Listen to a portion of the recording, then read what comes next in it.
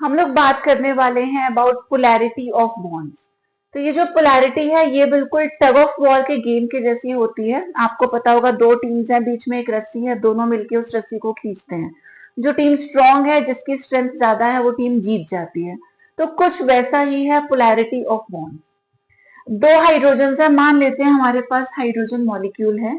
तो we all know दो hydrogen के बीच में एक सिंगल कोवेलेंट बॉन्ड होता है।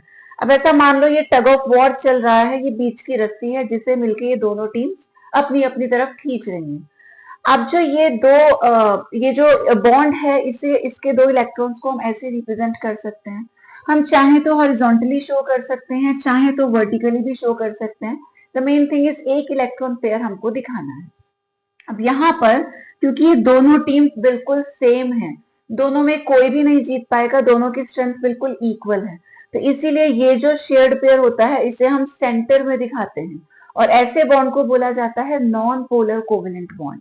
वहीं अगर मैं एक हाइड्रोजन को रिप्लेस कर दूं क्लोरीन से, तो अभी भी HCl मॉलिक्यूल में क्या है, हाइड्रोजन और क्लोरीन के बीच में एक सिंगल बॉन्ड है।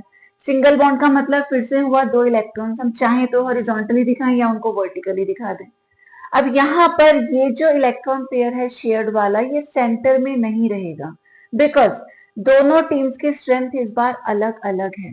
तो out of hydrogen and chlorine, जो क्लोरीन है वो ज्यादा इलेक्ट्रोनेगेटिव होता है, उसी वजह से वो इन इलेक्ट्रॉन्स को थोड़ा सा अपनी तरफ को खींच करके ले जाएगा। रिमेंबर, यहाँ पूरा इलेक्ट्रॉन का ट्रांसफर नहीं होता, ऐसा नहीं होगा कि क्लोरीन छीन के ले गया दोनों इलेक्ट्रॉन्स, नहीं, सिर्फ सेंटर की जगह थोड़ा सा डिस्प्लेस होके जो इलेक्ट्रॉन्स हैं वो क्लोरीन की साइड में चले जाते हैं। उसकी वजह से chlorine will acquire partial negative charge और जो हाइड्रोजन है ये हो जाएगा पार्शियली पॉजिटिव। ऐसे बॉन्ड को हम बोलते हैं पोलर कोवेलेंट बॉन्ड।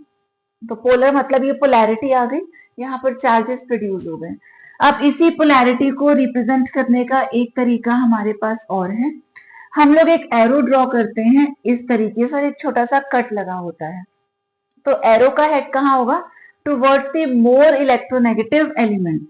जो एलिमेंट इलेक्ट्रॉन्स को अपनी तरफ ले गया है उसकी साइड में एरो का हेड आएगा और दूसरी साइड में आ जाएगी उसकी टेल और एक छोटा सा कट। अब ये कट लगाने से देखो एक पॉजिटिव साइन जैसा बन रहा है, तो इससे आपको याद भी रहेगा कि इधर वाला जो एलिमेंट है वो कैसा है, पार्शियली पॉजिटिव। इसके बाद यही जो पोलैरिटी है, ये कोई अगर मॉलिक्यूल पोलर है तो कितना पोलर है, this polarity is calculated in terms of dipole moment. Dipole moment को म्यू से रिप्रेजेंट करते हैं, जिसका फॉर्मूला होता है चार्ज इनटू डिस्टेंस। तो mu is equal to q into d, ये कितना चार्ज प्रोड्यूस हो रहा है, उनके बीच में कितना डिस्टेंस है, इसी प्रोडक्ट को बोलते हैं डाइपोल मोमेंट। और इसकी जो यूनिट है वो होती है divide denoted by capital D. अब हम डिस्कस करेंगे कुछ इंपॉर्टेंट टर्म्स जो कि कंसेप्चुअल क्वेश्चंस को सॉल्व करने में बहुत ज्यादा हेल्पफुल है। तो सबसे पहले आता है bond dipole. This is related to individual bonds. जैसे कोई एक मॉलिक्यूल है, एक मॉलिक्यूल के अंदर कई सारे बॉन्ड्स पॉसिबल हो सकते हैं, तो वही जो अलग अलग इंडिविजुअल बॉन्ड्स होते हैं उनके रिलेशन में हम लोग यूज करते हैं बॉन्ड डाइपोल। और अगर किसी मॉलिक्यूल में लोन पेयर प्रेजेंट है तो लोन पेयर के लिए जो टर्म यूज होगी वो हो जाएगी ऑर्बिटल या ऑर्बिटल डाइपोल, जो भी आप बोलना चाहें। देन आता है dipole moment. Dipole moment is related to the entire molecule, पूरे मॉलिक्यूल के लिए ये होता है डाइपोल मोमेंट। और लास्ट एक इंपॉर्टेंट पॉइंट है, dipole moment is the vector sum of all the bond dipoles and orbital dipoles. इनका और इनका जो वेक्टर सम है वहां से फाइनली हमको मिलता है डाइपोल मोमेंट। फॉर एग्जाम्पल, अगर हम बात करते हैं NH3 की, तो NH3 कुछ ऐसा होता है। अब यहाँ पर ये तीन बॉन्ड्स हैं, यानी कि तीन बॉन्ड डाइपोल्स हैं। एक लोन पेयर भी है, तो इसको क्या बोलेंगे, ये यहाँ पे ऑर्बिटल डाइपोल है। और अगर इसका और इन तीनों का हम वेक्टर सम कैलकुलेट करते हैं तो उसको बोलेंगे डाइपोल मोमेंट। तो जो डाइपोल मोमेंट है वो पूरे मॉलिक्यूल का रिजल्टेंट होता है और बॉन्ड डाइपोल और ऑर्बिटल डाइपोल्स इंडिविजुअल होते हैं for bonds and lone pair respectively. अब कुछ क्वेश्चंस डिस्कस करते हैं।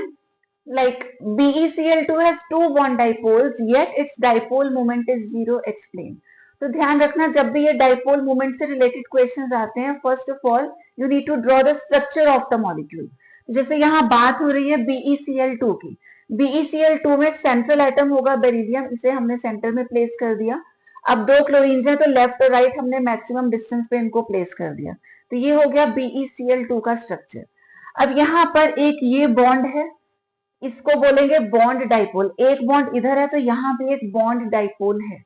Now out of these two हमें पता है बेरिलियम और क्लोरीन के केस में क्लोरीन इज मोर इलेक्ट्रोनेगेटिव, तो ये क्या करेगा, इलेक्ट्रॉन्स को थोड़ा सा अपनी तरफ को ले जाएगा।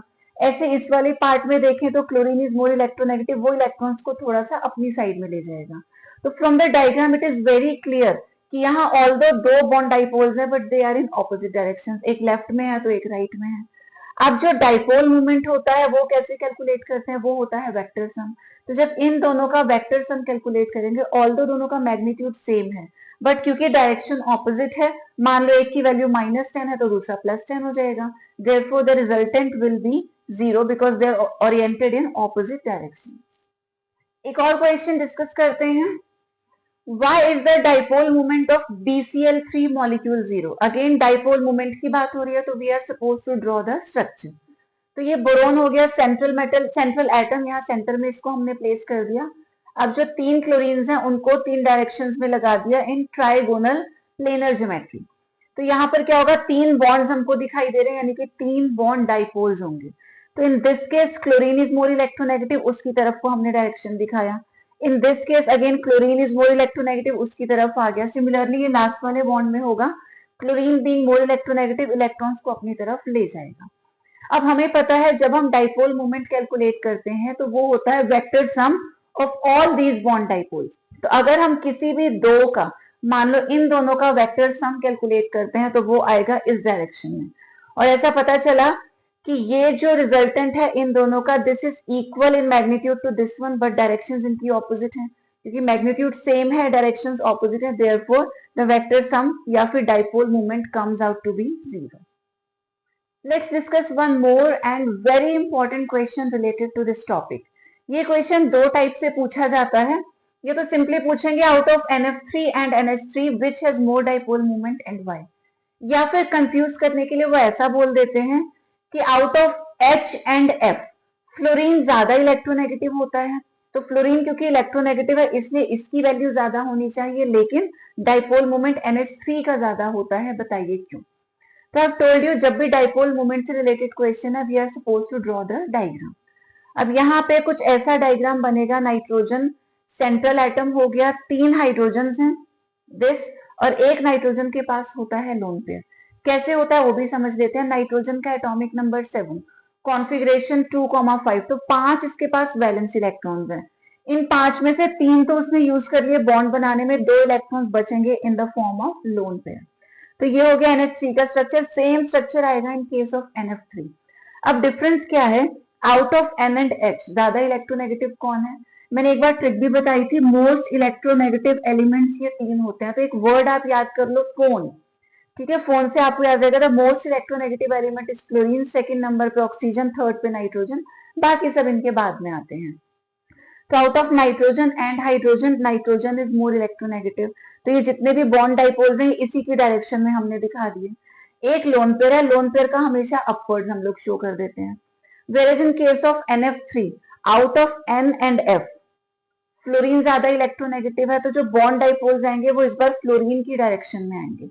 अब आप कंपेयर करके देखो, इन द फर्स्ट केस ये सारे ऊपर की तरफ जा रहे हैं, ये भी ऊपर की तरफ है, यानी कि जितने भी बॉन्ड डाइपोल्स हैं और ये ऑर्बिटल डाइपोल ये सारे सेम डायरेक्शन में जा रहे हैं अपवर्ड्स, इसलिए यहाँ का जो रिजल्टेंट आएगा वो ज्यादा आएगा।